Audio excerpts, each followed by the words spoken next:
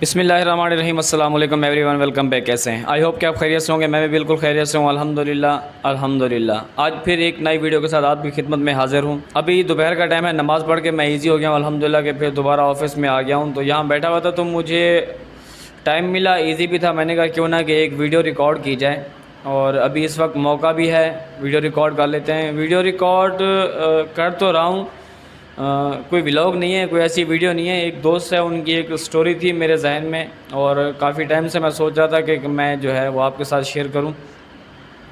Story یہ تھی کہ وہ جو میرے دوست تھے ان سے اچھی ہیلو ہائی ہے ابھی تو الحمدللہ کہ وہ کافی بہتر ہو گئے ہیں۔ کہ ان کی کہانی یہ تھی کہ وہ جب شروع میں کراچی میں آئے تھے تو وہ ان کا کہنا یہ تھا کہ میں 3 کپڑوں میں آیا تھا کراچی میں۔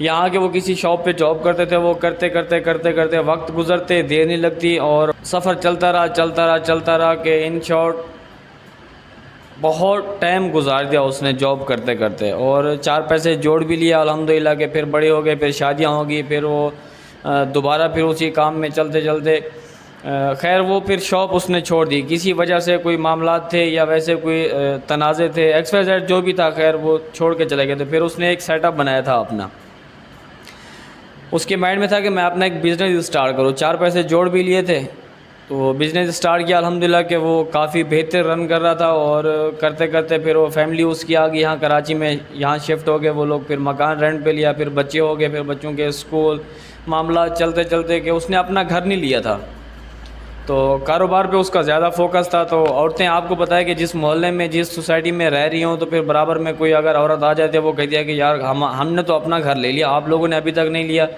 اور آپ نے یہ چیز خرید لی، ہم نے بھی نہیں خریدی۔ تو اس طریقے کی باتیں جیسے ہوتی رہتی تھی۔ رات کو وہ جیسے ان کے شوہر گھر سے واپس آتے سیٹ اپ آف کر کے، تو ان کی مسز ان کے ساتھ یہی بحث کرتی تھی کہ یار کب تک جو ہے نا ہم کرائے میں وقت گزاریں گے کہ آپ جو ہے نا اپنا مکان خریدیں، آپ جو ہے اپنا مکان خریدیں۔ تو وہ ان کو کہتے ہیں کہ ہاں خرید لیں گے انشاءاللہ۔ کہ یہ سلسلہ کافی ٹائم تک چلتا رہا۔ اس نے کہا اب میں بیگم کو کیا جواب دوں، ان کے ذہن میں تو یہ نہیں ہے کہ مکان اب اتنا یہ کہ 1-2 روپے کا تو ہے نہیں۔ اب جس سوسائٹی میں وہ رینٹ پہ رہتے تھے اس ٹائم کم سے کم 90,95,000 اور 1 کروڑ کے اوپر مکان تھا۔ تو وہ کہہ رہا تھا کہ چلے ہم لے لیں گے بعد میں نا۔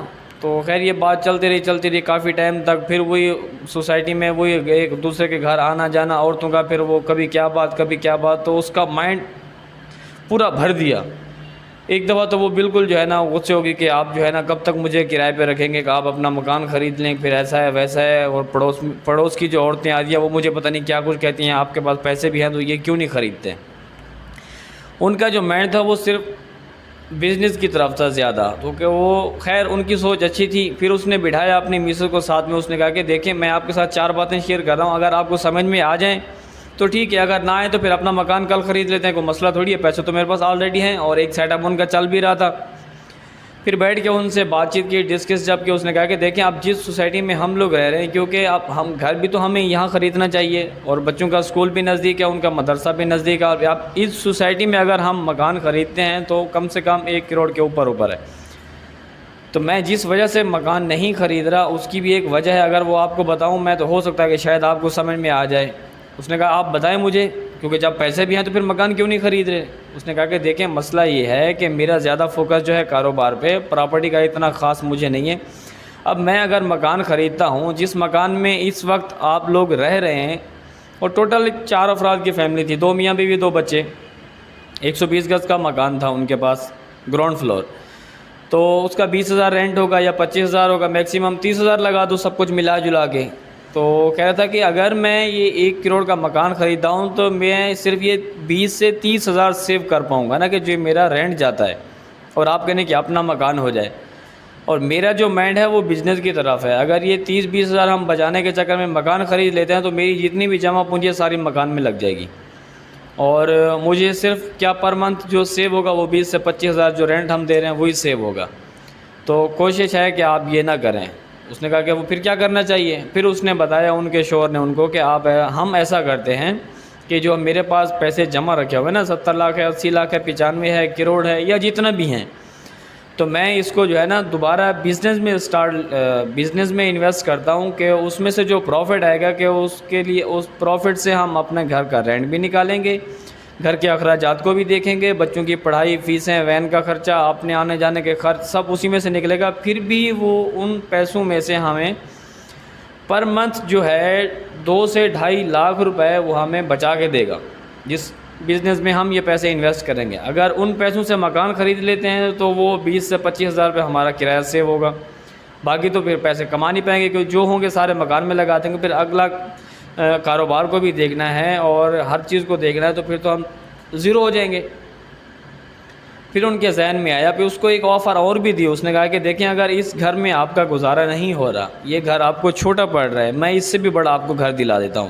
20 کے بجائے 40 ہزار اس کا رینٹ ہو، 50 ہزار رینٹ ہو، میں سب کچھ دینے کے لیے تیار ہوں.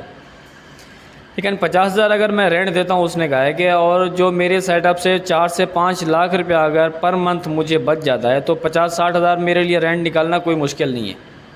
میری کوشش ہے کہ میری جو بیسک انویسٹ ہے وہ بھی سیو رہے، اور اس پروفٹ میں سے میں 4 پیسے جوڑ کے پھر پراپرٹی خریدوں. اور یہاں بھی نہیں، جو ان کا بیسیکلی گاؤں تھا، جو بھی تھا، جس شہر سے وہ تعلق رکھتے تھے، جس گاؤں سے تعلق رکھتے تھے، ان کی کوشش یہی تھی کہ ہم نے جو ہے وہاں جا کے پراپرٹی خریدیں گے، یہاں رینٹ پہ رہ کے اپنا کام کریں، گزارا کریں اور بزنس کو بڑھائیں.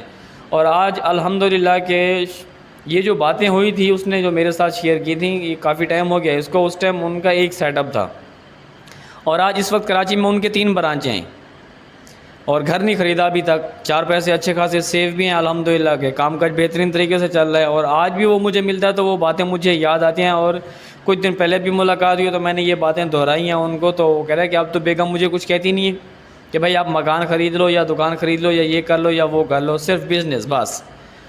اب ان کی جو بیسک انویسٹ ہے وہ بھی سیو ہے، اور جو وہاں سے پروفٹ آ رہا ہے اس پروفٹ سے الحمدللہ کہ ٹوٹل گھر کے جو ہے خرچ وہ بھی نکل رہے ہیں، اور ساتھ ساتھ پروفٹ سیو بھی ہو رہا ہے. اس پروفٹ سے جو ہے آپ ان کی پلاننگ ہے کہ ابھی ہم جو ہے ہم پراپرٹی خریدیں گے. یہ ایک سوچ ہوتی ہے، اور بندہ ظاہر ہے کہ ایک سٹیپ بائی سٹیپ. جب وہ شروع میں آیا تھا تو 3 کپڑوں میں آیا تھا، جیسے شلوار قمیض، بس وہ بندہ آ گیا کسی جاب میں کھڑا ہو گیا. آج الحمدللہ کہ اللہ پاک نے اس کو اتنا نوازا ہے. اگر وہ جلد بازی میں فیصلے کرتا تو وہ صرف مکان ہی خرید کے سمجھو اس میں بیٹھ جاتا. مکان کیا دے رہا ہے وہ؟ سال کے بعد، 6 مہینے کے بعد، 8 مہینے کے بعد اس کی ویلیو بڑھ جاتی، 1.5 لاکھ، 2 لاکھ، 3 لاکھ، 4 لاکھ، 5 لاکھ، 10 لاکھ میکسیمم. تو مکان ایسی چیز ہے کہ وہ ہر آئے دن نہیں بیچا جا سکتا.